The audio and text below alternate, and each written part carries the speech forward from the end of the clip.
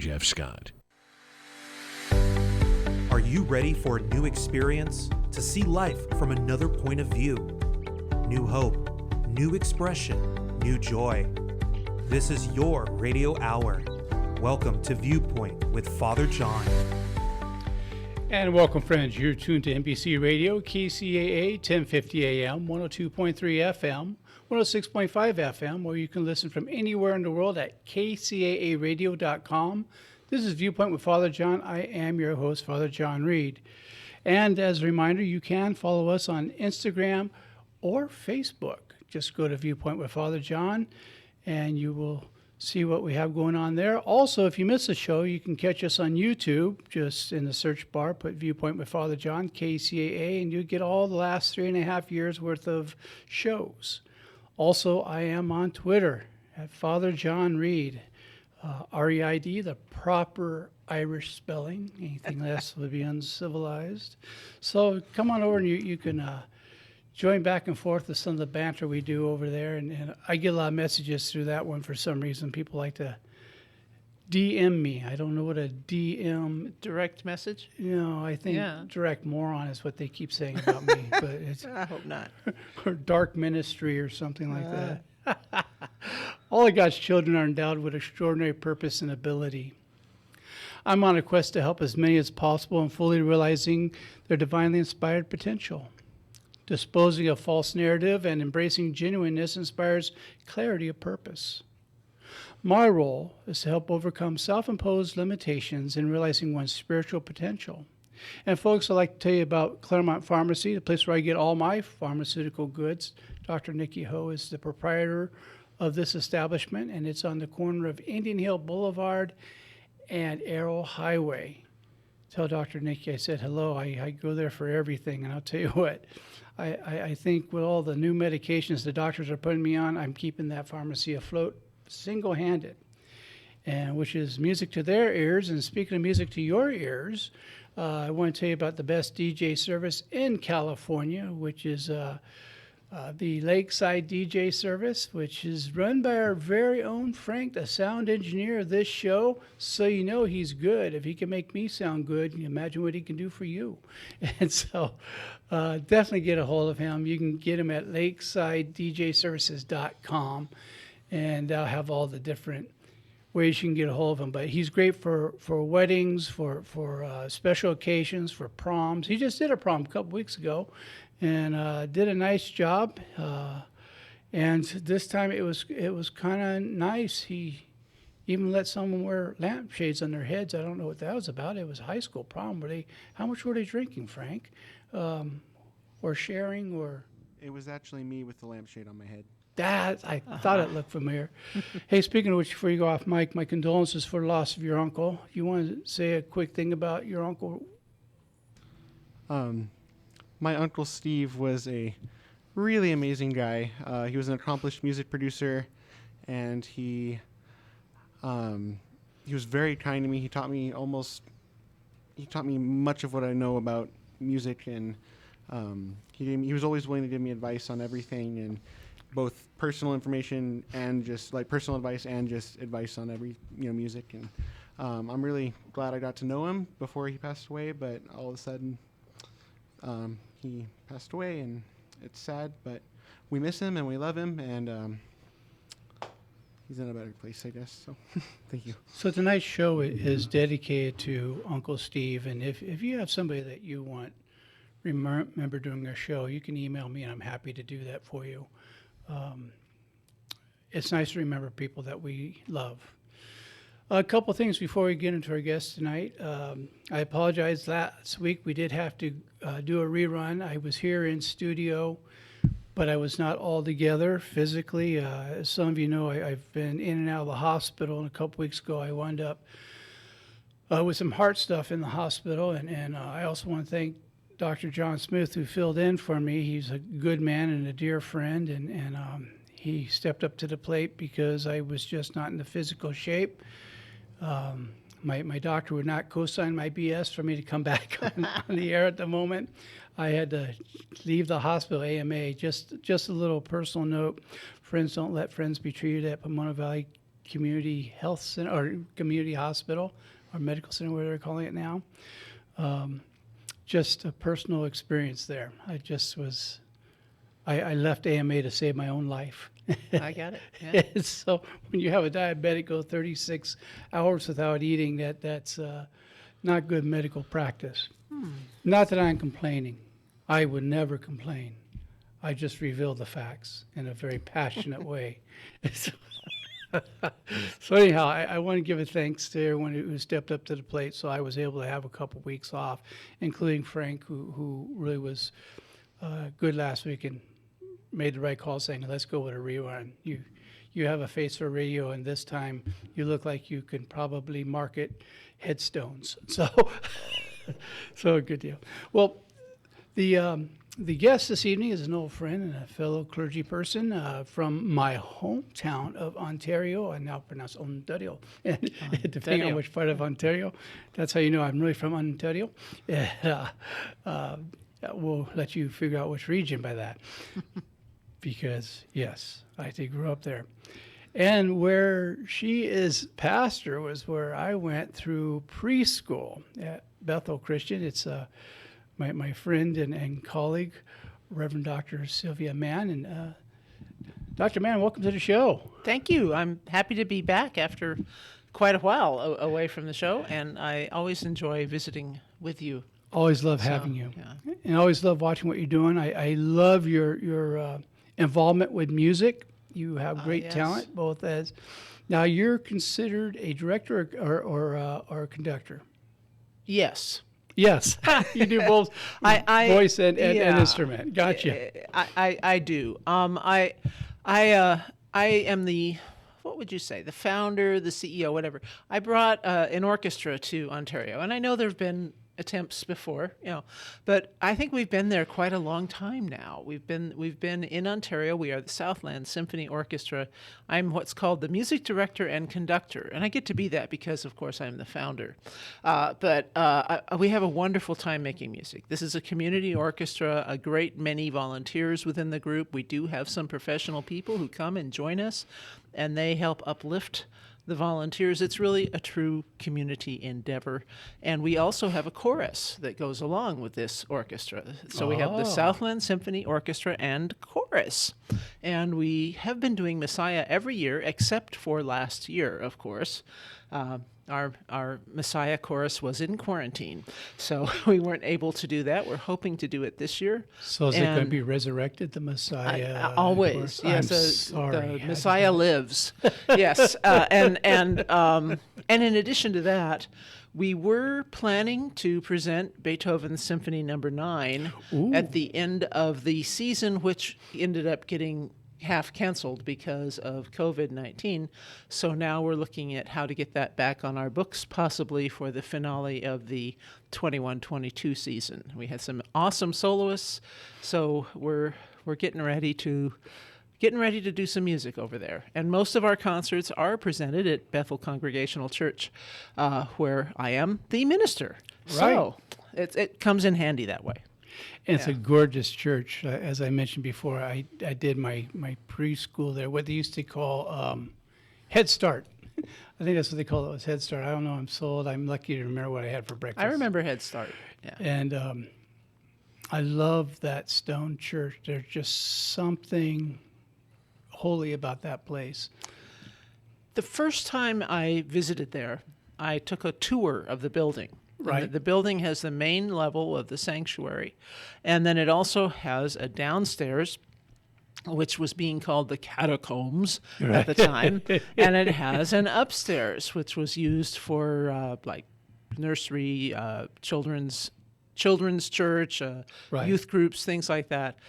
But honestly, everywhere you go in the church, you can actually feel the presence of all those who have come before.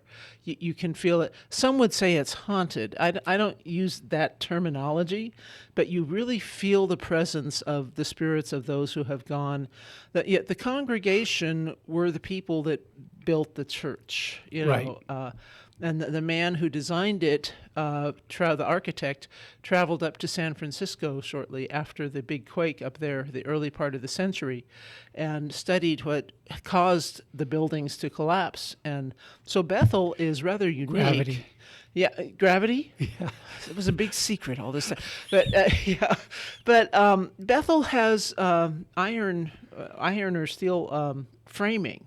Oh. And then it has all the stone on the outside. So it is probably, as long as you don't go outside and let a granite stone fall on you. Right. But, inside is probably one of the safer places to be in an earthquake. So it's really quite an amazing building. I love being there. I love doing God's work there. So It's a great place.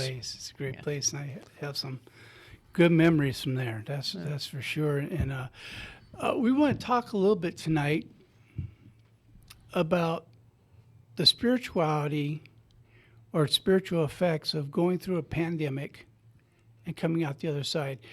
My experience has been, and I'm doing a new book on this, finding God in our woundedness. And this has been a lot of woundedness that's still going on. Yes. But I believe it was Rumi who said, "Where there is ruin, R-U-I-N, there may be treasure." And through the ruin of what we've gone through and are still going through, I think the treasure can be us that we discover where we are in this. One of my heroes through the years spiritually is Ram Dass. Yeah. And I followed him for many, many years. And a few years back, he had a major stroke. And it really paralyzed him for a long time. And he has some movement, but not like it was. And his big discovery was to find out who is Ram Dass now, that I can't control my body. Because he went through a whole new identification process. And I bring that up because as a pastor, as a spiritual individual, as a musician, going through all the limitations that were imposed due to this pandemic, which was out of our control, I would imagine caused some spiritual revelations for you. Did you experience any of that, or what was discoveries you made during all this? There were lots of things. One thing is that you mentioned that the treasure that we find is us, Right. or that you imagine that it could be Could be, us. yeah. And I think that's as one of my old musical bosses from London would have said, spot on, because when we came back to in-person worship just a couple of weeks ago, Right.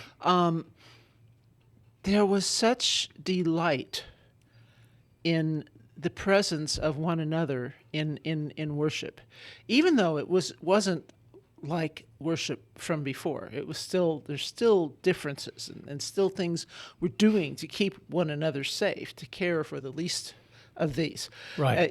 But there was such amazement at seeing each other, and particularly at seeing a couple of the children who had turned into real human beings from toddlers. So that was one of the things, the preciousness of the people. And one of the other things was the inventiveness that we all came up with, the to sound like a cliche, the indomitable human spirit that we have been gifted with, Right. by God, because I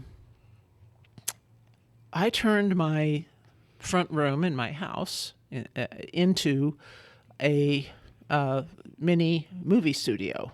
Oh, yes. And we put up banners behind me and put up the camera, and my partner played the music on the keyboard, and we'd bring in other recorded music from my friends all over the world. I had musicians from all over the world who wanted to contribute to our worship.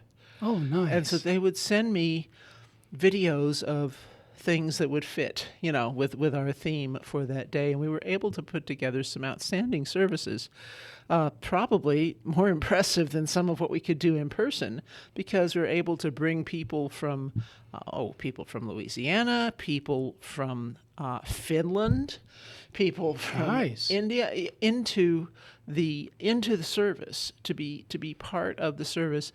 And our first attempts at streaming online and doing this were not great. I love Star Trek, and I'm saying, okay, I'm a pastor, Jim, not a videographer.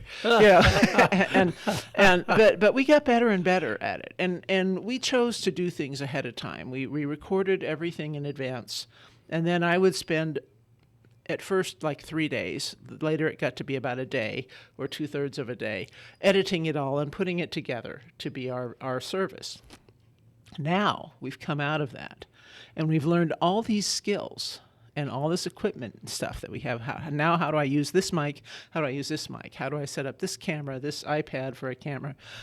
I don't have any internet at the church. How am I going to get the signal out there? That kind of thing. We learned all of these things, and now we're able to use them when we're live on Sunday morning to get our service out there. Now, it's not as smooth as the pre-recorded ones because, it's live. Right. And we have very poor internet at the church, so we're having to use cellular data signals to stream. But we're getting it out there. And it's just, God's word will not be stopped. You hear that, Frank? Because Frank's signaling me I got to go to commercial. Yep. God's word will not be stopped. But He says, God ours can will wait. be. God. So you're listening God to has patience. You're listening to Viewpoint with Father John. We'll be back in 90 seconds.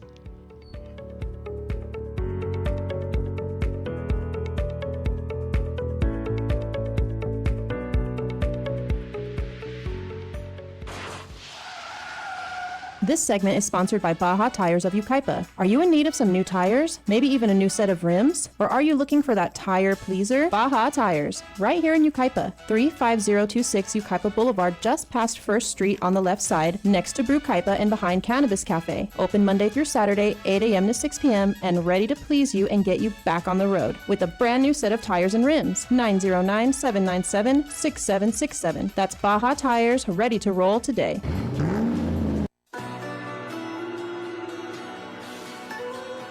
Join us for the Better 80s Music Show on KCAA, Sunday nights at 8 p.m. Pacific Time, bringing you 80s music with a twist. You won't hear Michael Jackson, Bon Jovi, or Hall & Oates. The Better 80s Music Show. You'll hear bands like Depeche Mode, The Cure, Echo and the Bunnymen, Oingo Boingo, Psychedelic Furs, Susie and the Banshees. Well, you get the idea.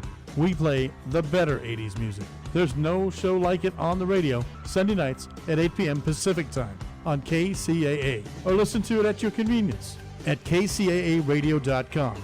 That's kcaaradio.com for the Better 80s Music Show. 102.3 FM, K292 FQ, Riverside.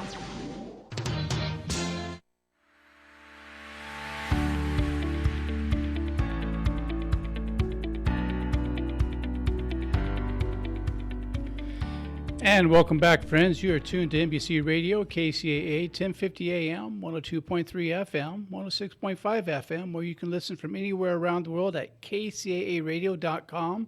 This is Viewpoint with Father John. I am your host, Father John Reed, and my guest this evening is none other than the Reverend Dr. Sylvia Mann, and she's at Bethel Congregation in Ontario, California, my hometown. And we're talking about some of the spiritual discoveries through COVID. But let's back up a little bit. You didn't go directly from high school into ministry. You took a lot of different ways, which I think probably made you a better pastor because you had, I know there's people argue with that, but trust me, I'm right. I wouldn't say it if I was He's wrong. always right. I'm always right. I'm always right. Even when I'm left, I'm right. And so, but imagine it was an adventure finding your calling,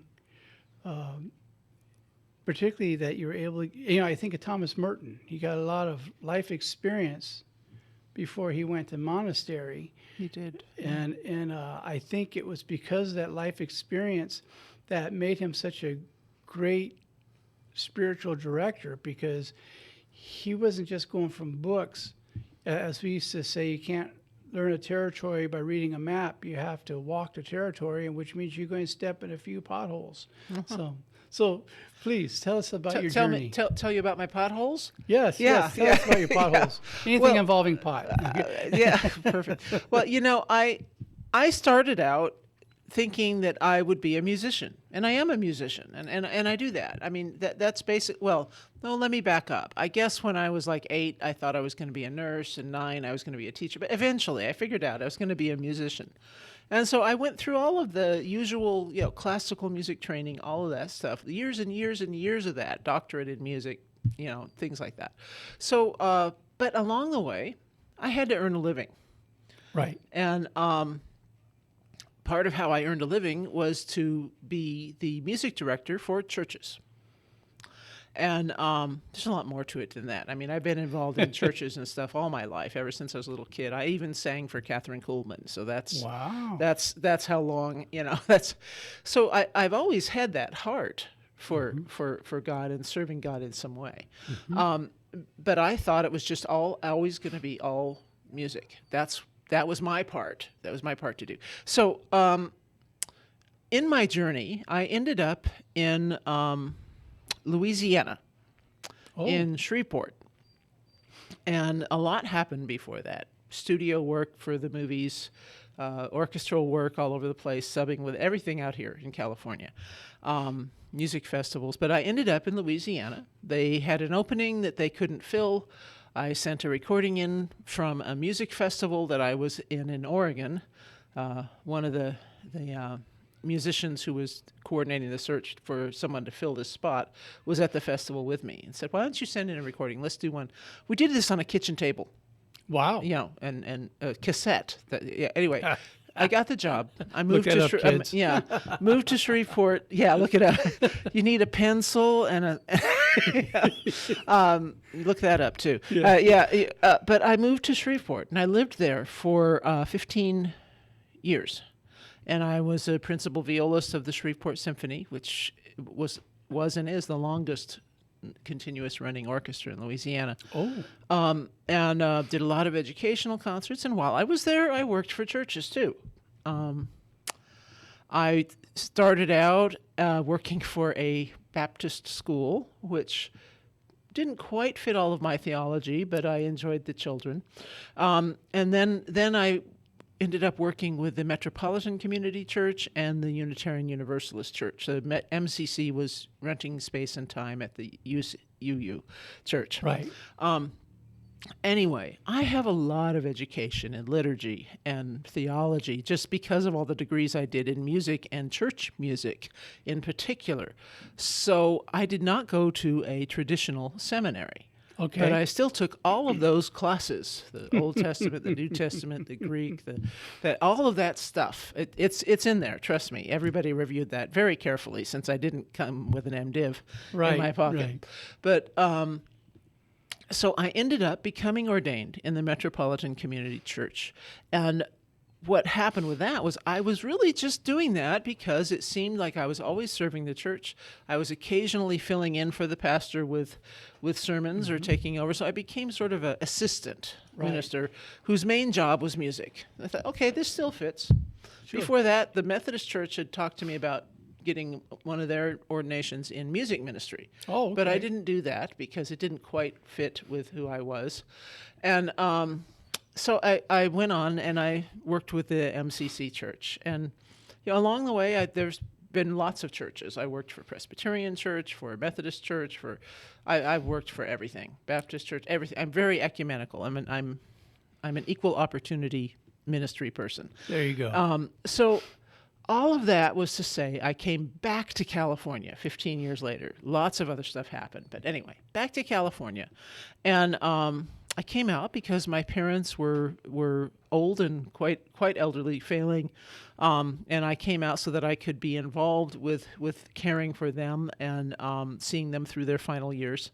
And while I was here, I got a job at a UU church doing the music ministry there, but I was frustrated because they weren't real Christian friendly. Right. and many UU churches are. This particular one had a lot of members who had been hurt badly in Christian churches. So I understood the issues, and they still wanted to pursue spiritual growth. They still wanted to grow in and be the best selves they could be.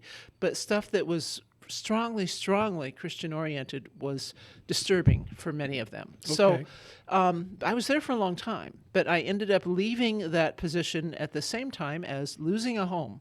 And I moved to a rental house, and I said, okay, I'm going to look for a church where I can do Christian stuff all the time, which, that sounds weird to people saying, well, you're ordained in what's wrong with you? Well, there aren't that many jobs out there.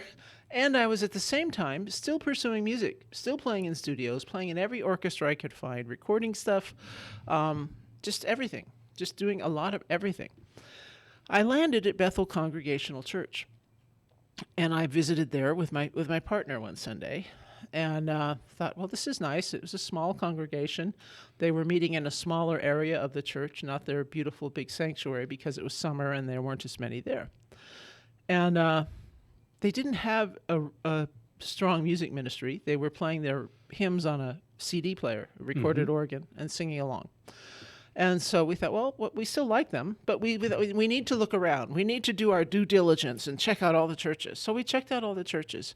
And mostly we looked at their websites, and a whole lot of them said things like family values and things like this, which to my partner and I was a red flag. Sure. Because we are members of the LGBTQIA plus community. MOUSE. What? MOUSE. Yes, Okay. that too.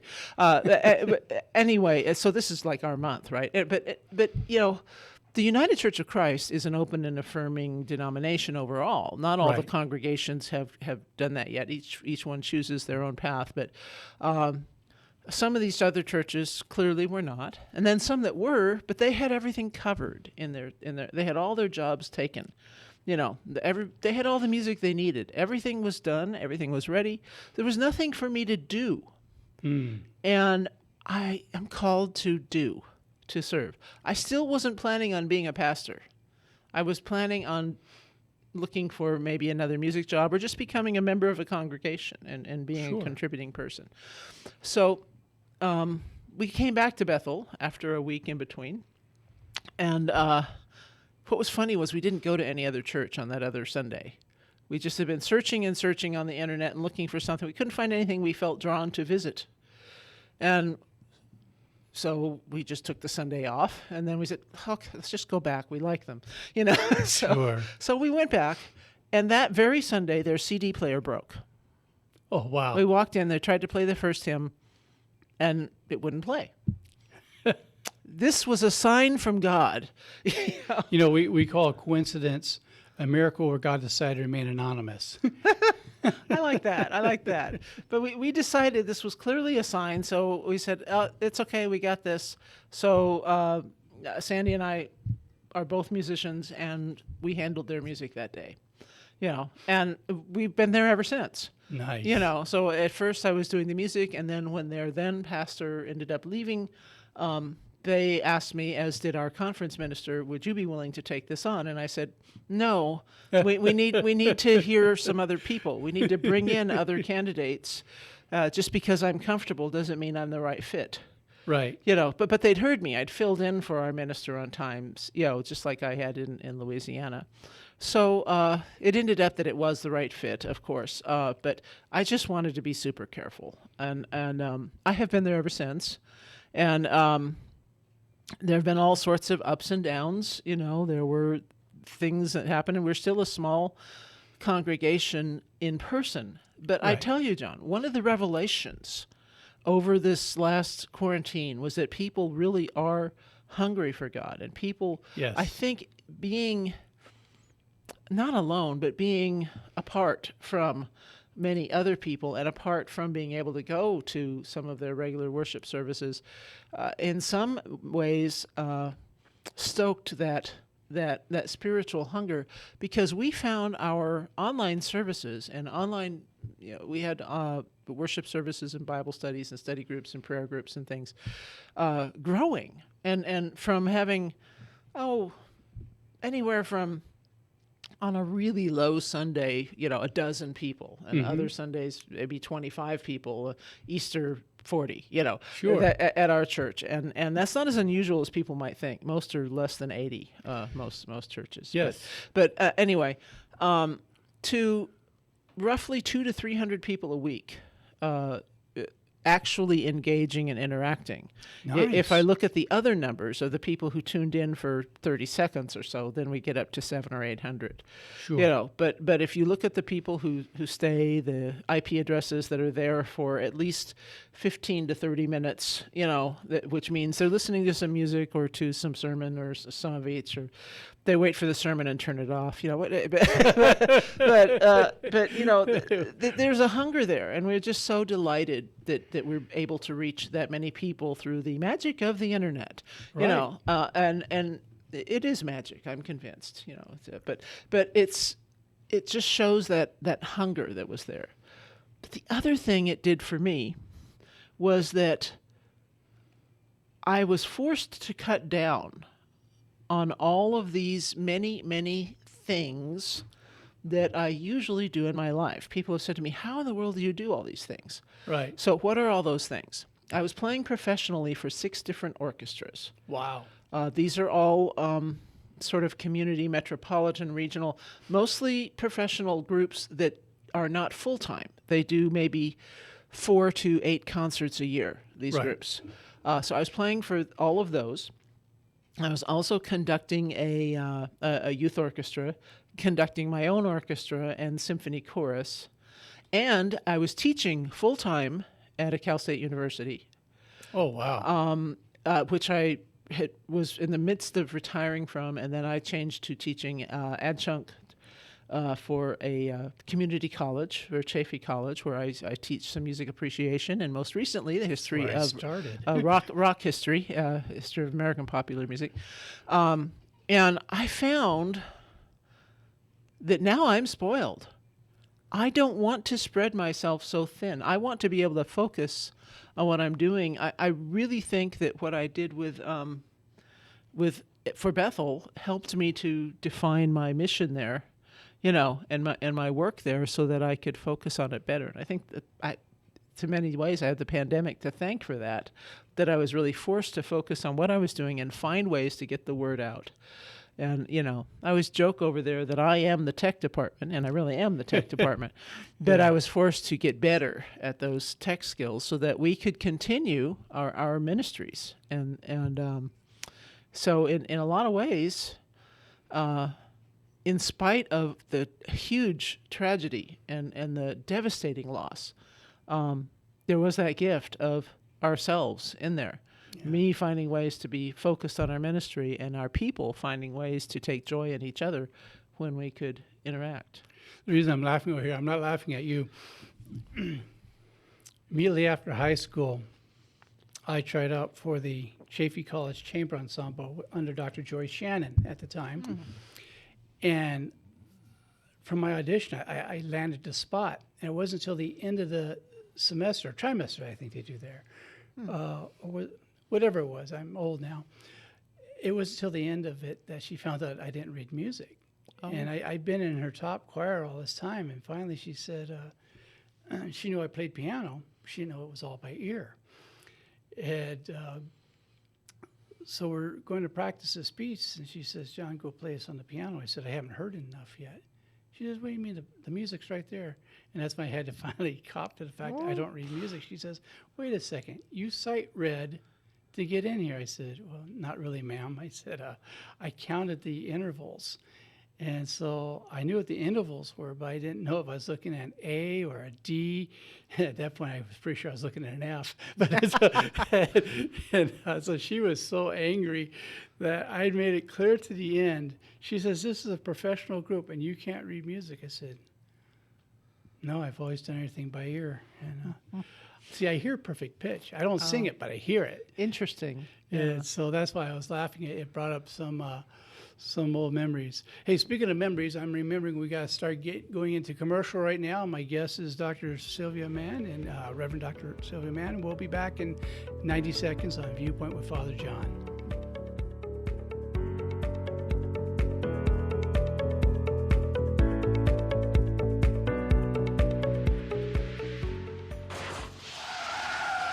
This segment is sponsored by Baja Tires of Yucaipa. Are you in need of some new tires? Maybe even a new set of rims? Or are you looking for that tire pleaser? Baja Tires, right here in Yucaipa, 35026 Yucaipa Boulevard, just past First Street on the left side, next to Brew Kaipa and behind Cannabis Cafe. Open Monday through Saturday, 8 a.m. to 6 p.m. and ready to please you and get you back on the road with a brand new set of tires and rims. 909-797-6767. That's Baja Tires, ready to roll today.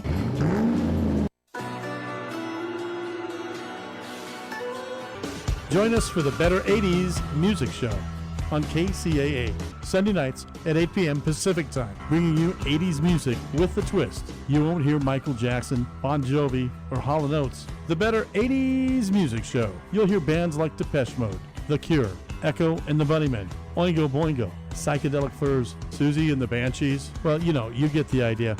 We play the better 80s music. There's no show like it on the radio, Sunday nights at 8 p.m. Pacific Time on KCAA, or listen to it at your convenience at kcaaradio.com. That's kcaaradio.com for the Better 80s Music Show.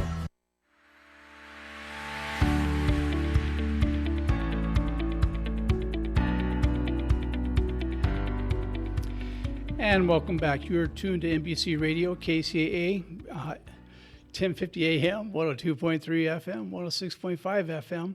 Or you can listen from anywhere in the world at kcaaradio.com. This is Viewpoint with Father John. I'm your host, Father John Reed, and I'm losing my voice over here. Uh-oh. I'm not sick, well, so to speak, but, since the stuff on my heart seems like it's a little more difficult Makes it tight, to speak, and especially when Gabby has her hands around my throat. But so I'm losing a little bit of voice, so I apologize, folks. I know I sound a little bit like Father Mulcahy. Oh, okay. Look it up, kids. Anyhow, so my guest this evening is Reverend Dr. Sylvia Mann, and she's also the pastor at Bethel Congregation in Ontario. My counseling office when I was in full-time years ago was right around the corner from me on Laurel and F. Oh, yeah. And that was a great office over there. And so that's a pretty part of Ontario. And I grew up not too far from there at all. So pretty good. And you're close enough to Graber Olive to really know the finest of the olive world. Love their olives. I just love their olives. I have a friend who maybe not every year, but often for either a birthday or a Christmas will give me a gift certificate for Graber olives. If it's either that or coffee with me, that's it. Yeah. So. Well, every once in a while I'll send my brother, he's now in New Mexico, I'll send him a can of olives from them because neither one of us are supposed to be eating them, but we both love them. And I buy them because I owe them an amends. Because when I was in high school, I spent most of my time living on the street, and I used to go in and wipe out their sample dish of olives and dried fruit. And so now I go by there and I just buy some cans of olives as a way of saying sorry. I was just doing what I had to do at the time. I never stole, but I just, I felt bad. Who That's knows what how many samples are cans- for, Yeah, well, I was all sampled. Sampled. I can't believe I did that. Yeah. Sorry, Mrs. DeBerard, my grammar teacher in elementary. So you learn new skills or heightened skills through COVID with the technology and learning to do things online. And I can't help but notice the prophetic connection that just when this pandemic took hold, that the electronic end of things with Zoom and all that stuff, the timing was just perfect, showing that even as we went through this difficult time, we still had a way of doing these other things, which some people may think this is hokey, but too bad. Back again, where we say, in the religious world, a coincidence is a miracle where God decided to remain anonymous. How could it not be a divine appointment that I don't think God caused the COVID, but I do believe that God had a way of seeing it coming and saying, here's something we can do to help things move along in spite of it. So, I'm trying to think. I could be wrong. okay. This hardly ever happens. But I think it Let might me have mark on been the calendar. Galileo that said something about that he couldn't believe that God would give us all these gifts for learning and researching and discovering and all of these scientific gifts that we have to figure out things and then not want us to use them. Right. Right. I think it was Galileo. Anyway, Yes, it had to be Galileo. I'm always right. there you go. There you go. Anyway, we'll look it up later. You guys can look it up and send me a message. But I think that was Galileo, and I say that all the time. And sometimes I go head to head with people in the religion business about this, about science versus God and all that. But I'll tell you, I think that you're asking what kinds of things that spiritually did we get out of this. I think that we get an appreciation for the gifts that God gives us in our minds, and for the science that has developed the vaccine. Right. So many of us are still here. Yes. I've had both my vaccines. I'm good to go, and I am confident in the science behind those things, and the science to have developed things like Zoom. No, I don't think God sat up in heaven on some, gamer's chair and said to somebody, "Do this and this to develop Zoom." No, Right. no. But the gift of being able to learn and think and develop, and the gift of the scientific principles that make things like Zoom and Google Meet Right. Possible, and also the gift of the generosity that some people had in their hearts to help or to redirect resources or things that, no, it wasn't perfect, but that so many people were able to get Chromebooks or subsidized internet service or Right. things like that. This tragedy, this pandemic, forced people to come together and work and work on their tech skills, work on their science, to be able to continue learning and contribute. And no, it wasn't perfect. And yes, children needed more social time with each other and all of that. But thank you that there was a way to do this. Thank you that there was a way for me to continue teaching my students. There was even a way for me to put together some virtual musical performances. I learned how to do those things where you take all the recordings. The most recent one I finished was Swan Lake. Oh. I have 42 musicians who sent in video recordings from which I separated out their audio, and I lined it all up, and I put it all together, and then I lined up their videos to go with their audios and made a thing, a matrix thing. So they're all playing together at once, and it sounds great, and it's like, no, it's not as rewarding as sitting together and playing, but we're still able to put this out together and to enjoy one another's playing. We're able to learn from each other. It's to deny science, in my mind, is to deny some of the most fantastic miracles of God. Oh, I agree. I think it was Rob Bell who said that science and religion are two dance partners that have been apart for far too long. Yeah.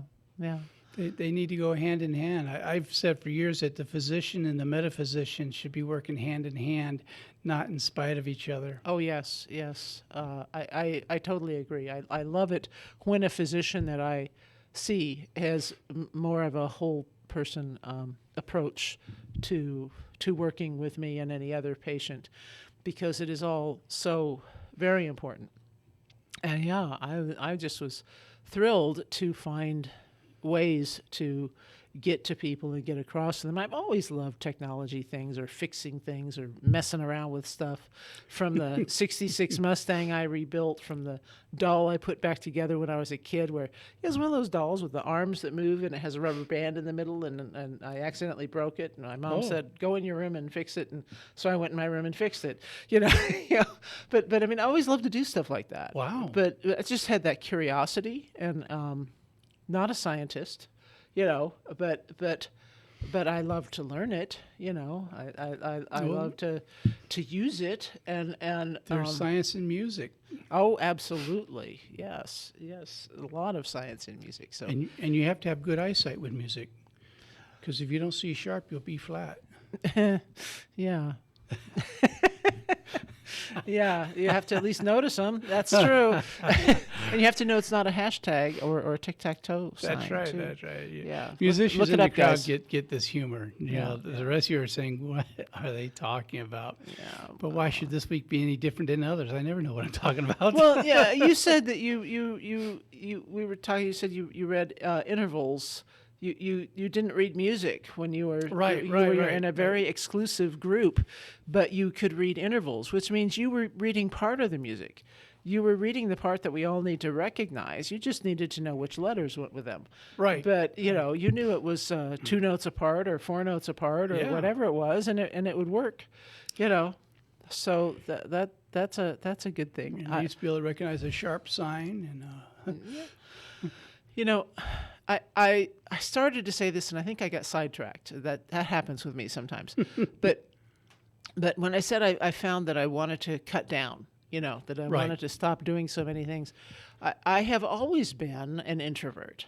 Those Myers-Briggs tests where or the psychological profile you take when you're getting approved to do privilege of call and become a fully authorized minister in the United Church of Christ. Well, anyway, I always come out straight down the middle on almost everything except the introvert-extrovert scale, in which it's like if it was a scale of 1 is introvert and 100 is extrovert, I'm at 2.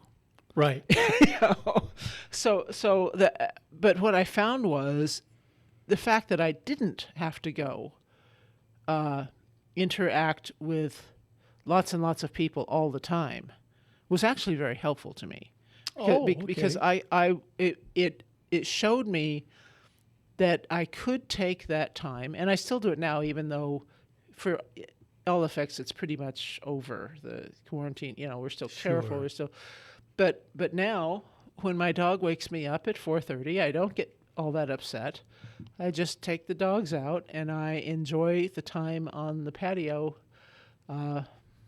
Meditating, thinking, praying, throwing the ball for the dog, whatever that is. But before, when I was having to drive 60 miles in the morning to get to my 8 o'clock class, I couldn't have had the time to do it. And so I found that being forced to be more contained at home was a good thing for me. It was a good discipline. Maybe I should have spent some time in a well, there aren't really MCC convents, but anyway, in a meditative retreat, Right. So somewhere because I do need the time each week to prepare the service, whatever liturgy or worship or focus or prayers, or things like that we're going to do, what I'm going to do in the sermon, and how to keep it to a decent length and not go overboard. But anyway, I totally get that. yeah, I really enjoyed finding new ways to structure my time, and found that I could focus better, I could learn more, and I could plan out the things that we were doing in a better way. So now it makes me take more careful assessment of what I'm willing to take on and what I'm not.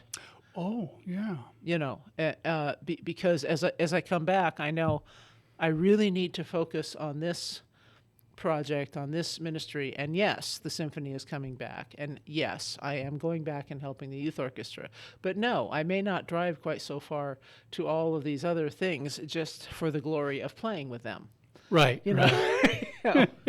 I have enough playing to do, and enough to do that. But to learn how to prioritize, and you'd think at this age I would know, but no. I find that's something that never truly lines up, is what we think we should know at this age and what we really know at this age. Yeah.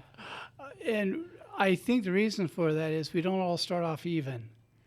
We start off different places, and compared to someone else, we may not have grown a whole lot, or compared to someone else, we may have grown tremendously.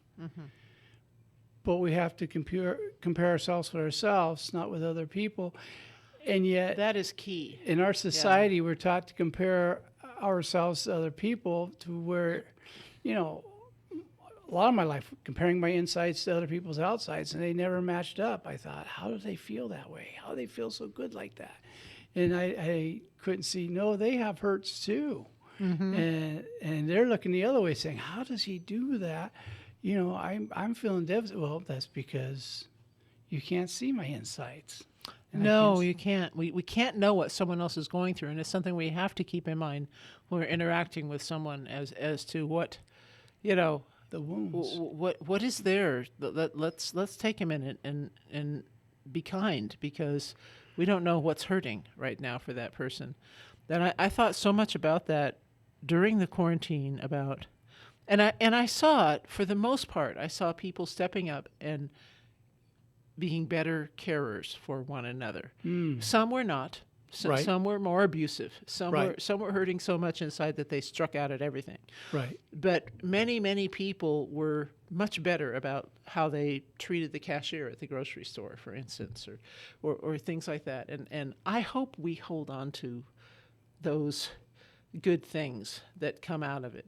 Yeah, I get frustrated when the delivery person or shopper didn't bring the right things, but you know, usually sometimes they bring a substitute that I went, oh, I never tried that before. Okay, that's good. I'll get that next time. You know, I usually don't have that good of luck. Usually it's something that I think, how did you ever come up with that correlation? yeah. I ordered a toothbrush and you brought toilet paper. I just, Well, that's really odd. I'm Yes. kidding. Yeah, but oh, I know. Well, and sometimes I get things that I didn't order at all. That Yes. I think we're probably supposed to go to the next person on the list, but I can't fix it. So I have some You know. lentil beans. If anyone's looking for some lentil beans that you didn't get with your delivery, I have them. yes, Two indeed. bags. Yeah, but you know, most of the time, I am so grateful for those services that came up, because they really have saved me a lot of time and effort. And they've even saved me. I was talking to you before about I have some days I'm great physically, and other days I have terrible knees. All you guys out there, terrible knees. And some days I'm like, I really can't deal with walking through the store today. You know, so I am very, very grateful for the people that stepped up and became our deliveries, and I am willing to pay the whatever it is, the little service fee for Sure. it. I appreciate them. But I came out of all of this with a greater appreciation for everybody in my congregation and for all the people that you see day to day that you work with, and I hope we all did, that we can delight in the gift of each other that God has given us. Yes. Well, we're last couple minutes. If people want to come see you at your church, where would they find you? The church is in downtown Ontario. We're on the corner of Euclid Avenue and F Street. Official address 536 North Euclid Avenue, Ontario. We are there Sunday mornings. Our pre-service music begins at 9:55 a.m. We also live stream to our Facebook page, which is Bethel Congregational UCC, and to YouTube and to Twitch. And all you have to do is search Bethel, Ontario for any of those. And What is Twitch?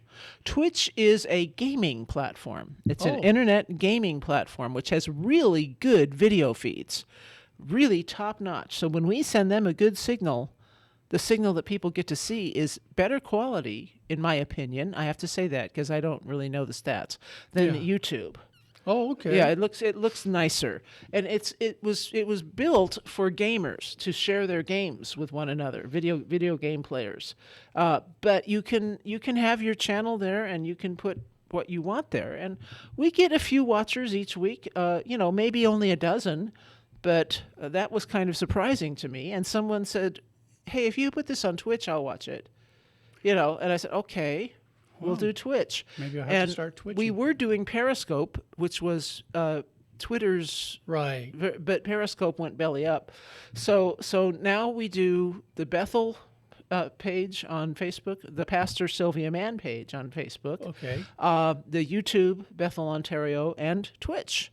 We live stream to all of those. We also have a Roku channel and an Amazon channel, and we show the redo videos. So after the service, we edit them and put them out and put them up there. BethelUCCOntario.org. Very good. Well, that brings us to the end of our show. My guest this evening has been Reverend Dr. Sylvia Mann. She's with Bethel Congregational Church, United I made Church it of the whole Christ. show. I Yeah, got the yeah. But thank you for being our guest this evening. You shared a lot of great information for those of us who keep trying to get here every week. Thank you for tuning in.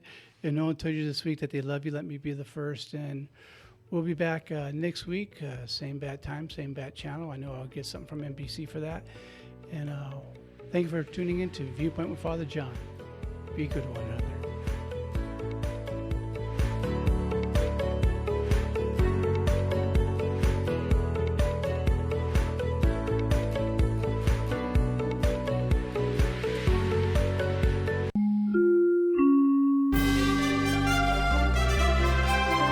KCAA Loma Linda. Listen on 1050 AM, 102.3 FM,